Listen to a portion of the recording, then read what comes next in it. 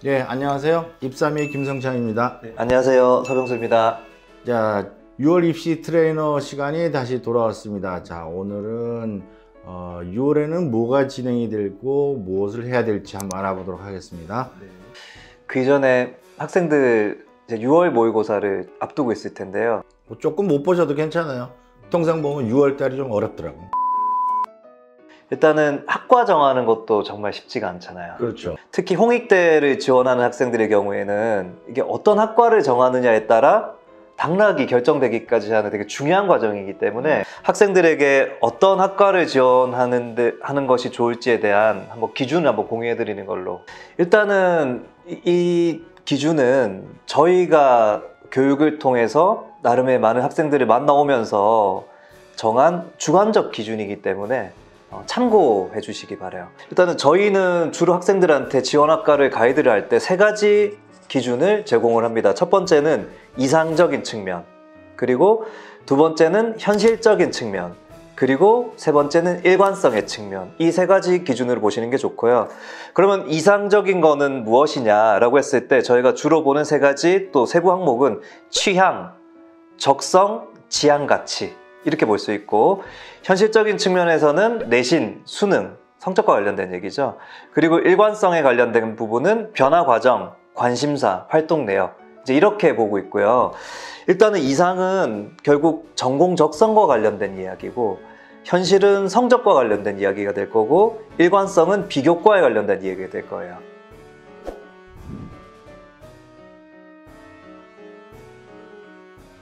그러면 이 포션을 어떻게 보는 게 좋을지 이 가이드를 드리고 싶은데, 고3 먼저 말씀드릴게요. 고3의 경우에는 일관성의 측면을 50% 기준으로 놓고 보고 있습니다. 그리고 현실적인 측면을 30%, 이상적인 측면이 비교적 낮죠. 20% 이렇게 보고 있고요.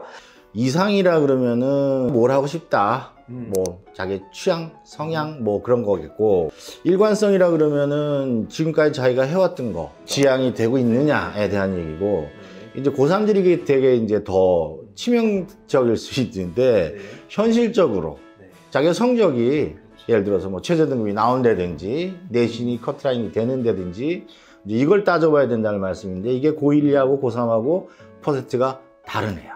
다르게 볼 수 있고요. 고1의 경우에는 이상적인 측면을 50%의 비중으로 놓고 보고 있고, 일관성의 측면을 30%, 그리고 현실적인 측면을 20% 이렇게 두고 보시는 게 합리적이라고 보시면 될 것 같아요.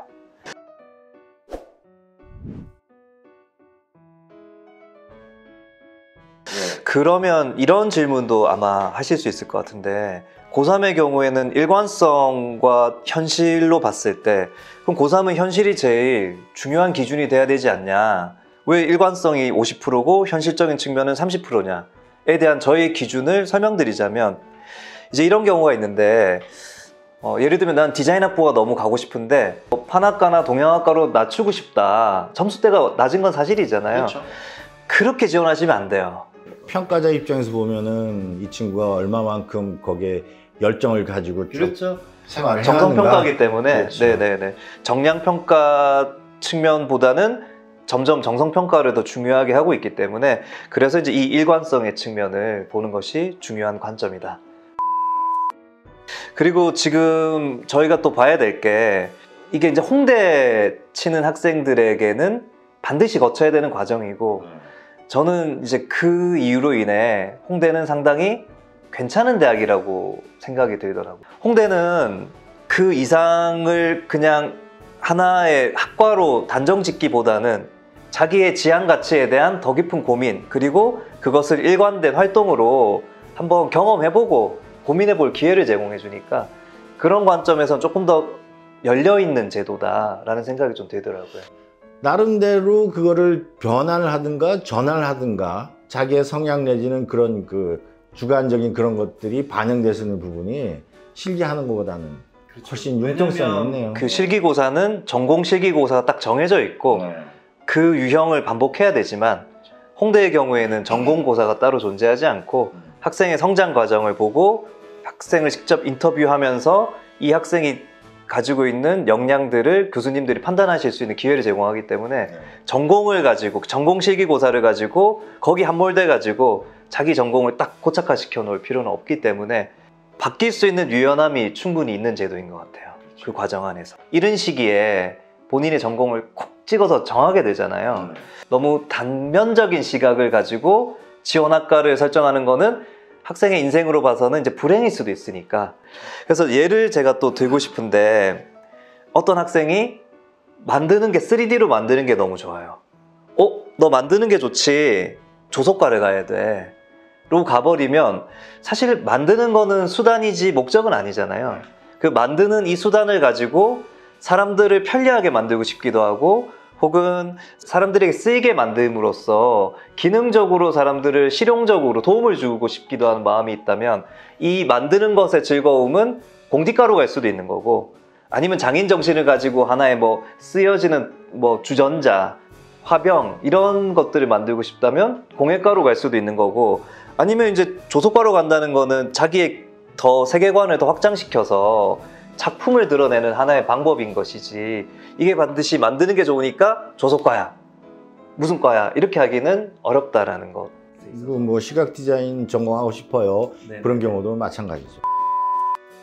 그래서 이제 오늘 내용을 어느 정도 정리를 하자면 어쨌든 우리는 홍대를 가고 싶어 하고 홍대를 가는 걸 목적으로 하고 있으니까 조금 더 폭넓게 자기를 들여다볼 수 있는 기회를 제공받은 거잖아요. 이제 그 기회를 좀 살렸으면 좋겠고 일단은 자기의 이상적인 측면, 나의 취향, 적성, 지향 가치에 대한 고민을 해보셨으면 좋겠고요. 현실적으로 본인이 원하는 대학이 높다면 성적도 높여야 되니까 내신과 수능에 대한 노력을 하셔야 되고 일관성의 측면에서 기록으로 남겨야 되잖아요. 활동하셔야 되고 그 활동 내역을 기록으로 남기시고 그렇죠. 고1 같은 경우에 아직 시간이 많으니까 이상이 일이 하다면 현실이 지금 부족하다면 그걸 더 노력을 해서 극복을 할 수 있는 시간이 있고 고3은 그럴 만한 시간이 부족하니까 있는 상태에서 어느 정도 픽스를 시켜서 더 내실을 기해야 된다. 뭐 이런 좋은 말씀입니다. 네. 나머지 것들을 더 드릴 말씀이 많은데 지금 연장선상에서 저희가 학생들에게 더 구체적인 도움이 되는 컨텐츠들을 계속 올려드릴 테니까요. 관심이 있으신 분들 혹은 도움을 받고 싶으신 분들은 구독과 좋아요를 부탁드립니다. 앞에도 말씀드렸지만 통상 보면은 6월이 좀 어렵게 나와요. 남은 기간에 공부 열심히 해라 이런 거니까 너무 안 나왔다고 좌절하시지 마시고 남은 기간 동안에 더 바짝 공부를 더 하시기를 부탁드립니다. 자, 6월 모사 화이팅! 화이팅! 구독, 좋아요.